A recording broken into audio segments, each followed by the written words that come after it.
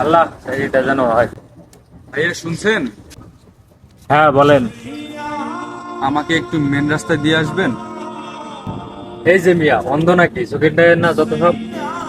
ভাইয়া আপনি সত্যি বলছেন? আমি অন্ধ। সকাল সকাল মুডটাই নষ্ট করে দিল। এমনি আইসি ইন্টারভিউ দেওয়ার লাগিয়া। ভাই আপনি অন্ধ মানুষটাকে সাহায্য করেন না, এইটা হলে অনেক ভালো হবে। ধুর, কই আসলাম, একটু ঘর কইব খুলে লইয়া যান। এই যে ভাইয়া, আপনি কি এই কোম্পানির ওনারকে দেখছেন? আমার জানা মতে এখানে আমি ছাড়া তো আর কেউ ছিল না। আচ্ছা ঠিক আছে, তাইলে আমি যাই।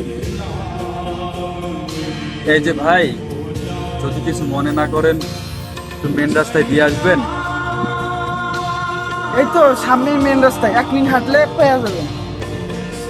নিজের চোখে যদি দেখতে পেতাম তাহলে কি আর আপনাকে বলতাম? আমি তো অন্ধ। আপনি অন্ধ? দুঃখিত ভাই, আমি এখনই দিয়ে আসতেছি। ভাইয়া যদি কিছু মনে না করেন 20 টাকা দিবেন? হ্যাঁ অবশ্যই।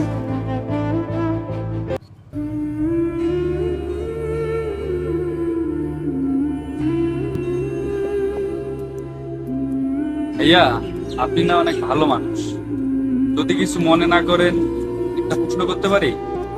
জি জিজ্ঞাসা করেন। এই কোম্পানির মালিকের কাছে আপনার কি কাজ?